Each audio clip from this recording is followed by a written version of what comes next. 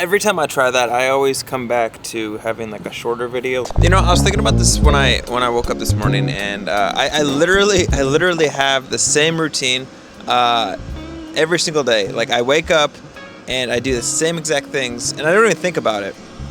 Which, to me, that's kind of being a person that likes routine. I find that incredibly comforting. And one thing that when we travel, I try to stick to at least the same morning routine, no matter how difficult it is. Now, sometimes I don't always succeed in that, but I try my hardest to resemble the most basic things that I do in my mornings, like make coffee, if I'm running, go on a run. That way, I feel like I just start my day on the right foot, and I don't feel like... It's kind of like when you're if you ever like have put on like a platform shoe, like a shoe that's like higher, and then tried walking with one shoe, and then like you're suddenly uneven. It feels like that all day long. Like, it just feels like you're off kilter. Did the same thing that I did yesterday, and the day before that, and the day before that, and the day before that. Mostly making coffee. Yesterday I went for a long run, like a 19-mile run, and the entire day after that, I literally sat on the couch, minus the video that I shot yesterday where it was one take, there was no music, and it was me just doing a long-term review of the Insta360 Go 3. If that's something that you liked, or if you watched that video, let me know, because it's something that it's definitely more, there was a lot less edits, so like pretty much the entire video wasn't edited. I think I maybe did 3 cuts in the whole thing, and the thing's like 14 minutes long. And doing stuff like that where there's little to no edits is incredibly, it feels very revealing, and I like it, and I think it works, but I think a lot of times it's really easy to cut something out if I don't like the way I said it, or if I didn't say it correctly. And recently I've been trying to do less of that, and I like it, but I still do cut these things sometimes, like when a truck goes by, or I just like need to like get something out and I can't get it out, or I'm just having to think, or whatever else. And yesterday I literally just let the camera roll, and I just talked about my initial honest opinions. And that's, I wanted the video to be like if somebody came up and asked, hey, what do you like about this camera? And there was no script or anything. I literally just said what I liked and what I didn't like. And yeah, just if you watched it and if you had an opinion, just let me know your opinion. And if you want to see more videos like that, it was incredibly, it was very fast to make. And it almost, yeah, anyway, just let me know if you liked it or not.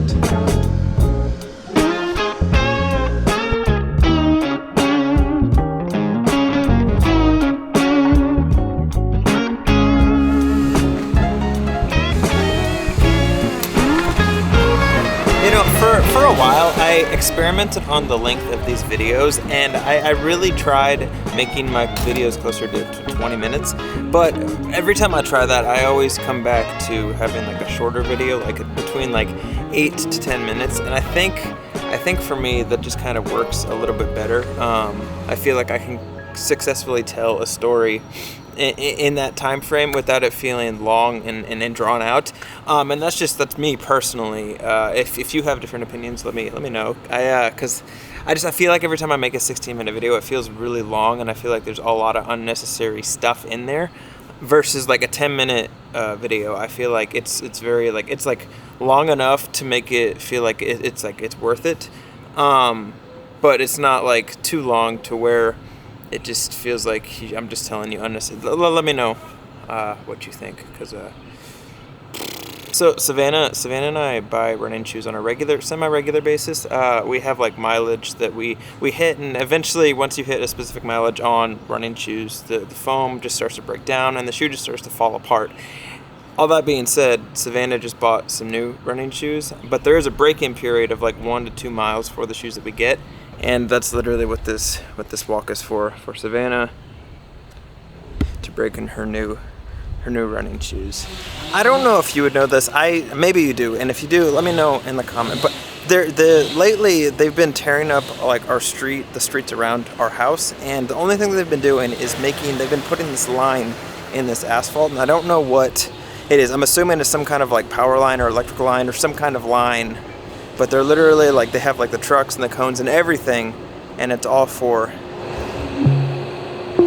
It's all for that line.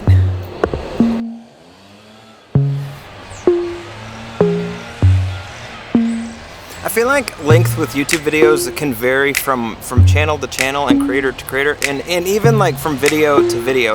I think the goal that I try to adhere to, or the rule that I try to adhere to when I'm making videos, is to keep the video as short and concise as I possibly can while still telling a story, and like not making it feel like it's too like, not making it feel like I'm forcing information down your throat. I want it to feel like a nice sit-down restaurant where you're enjoying your meal, you're taking your time, but you're not wasting time, like while you're doing, like while you're eating. Like when you're done, and that's it. That's the goal that I try to have with the videos and these video lengths. But the reason that I'm asking is because everybody has their own opinion, and I'm just basing it on my own specific opinion. And if you prefer longer videos, please let me know. And if you'd like to see longer videos from this channel, let me know. Or if you think the length of the videos that I do, like the 8 to 10 minute mark, are good, then did any of that make sense? Also, the sound and the noise, I'm sorry if that's all you heard this entire video. While I was talking to you, that's the only thing I heard was that guy blowing the leaf. He's been doing that for like 10 minutes. Whatever, let me know.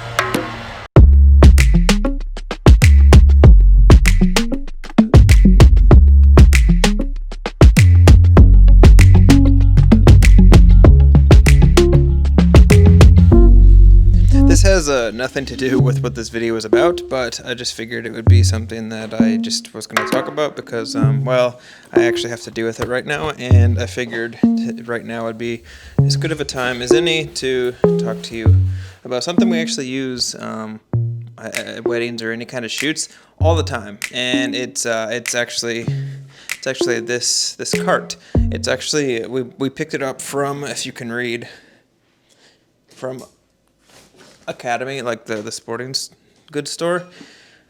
When Savannah, and it wasn't my idea, it was Savannah's idea actually. When she told me that she originally wanted to get a cart, I thought it was probably the stupidest thing in the world. But honestly, it's quickly becoming probably my favorite piece of gear, mostly because of everything that it can hold. Like literally, if you shoot for anything, like can do any kind of shoot where you have to walk, and you have to walk a lot because of all the gear, like you have to take like multiple trips. This is a lifesaver. Literally everything can go inside of this cart, and we only have to take one trip versus taking multiple, especially for wedding days when there's multiple like locations. All we have to do is put everything in this cart, and we just leave everything in the cart, and it kind of is our like home base that we go to whenever we need stuff. So like I'll have this Pelican laying flat and it open, and like that way I can just like lift the lid when I want to and get things and put things away, close the lid, and then be on our way versus having to go to the car back and forth. It's come in handy and saved my butt a number of times, and your back too. And the cool thing about this cart that I didn't mention is all these like little braces and stuff. This allows you to like fold it up so it shrinks into itself, making it like not take a million, like it doesn't take up a ton of room in the car. So a lot of times we'll just leave it either in the car or behind a door in here. So it's like it's great. It was like $100 or something like that. But if you ever do anything with video or even photo, and you have to carry things or wheel things, especially if you shoot weddings, I highly recommend investing in one of these because it's worth $100, honestly. One thing that I want to get, since I've been doing like more of this like kind of like talking to this microphone to you, I want to get one that connects to my iPhone. Like I really like the idea of being able to do that with every camera that I have. And the problem with the iPhone, or at least the one I have, is it's the lightning connector, meaning that I would have to have another dongle to go into that to connect the wireless transmitter and receiver. And it would be great if there was one that was just Bluetooth that was super, super small. There's a couple of them that I want to try. But again, I'm a pretty big audio snob, so I'm skeptical on the cheaper ones for them actually sounding good. But I mean, yeah, if you have any that you like, let me know down below, because I I really, really want to be able to do this kind of thing with my iPhone. And the audio for the iPhone, if you've watched any of my videos talking about the iPhone, my only gripe with the iPhone is that the audio is just absolutely terrible. And if I can have something to where I could do this with an iPhone, that would be amazing, because that means I could get more shots like that, and I wouldn't have to take this big camera if I didn't want to.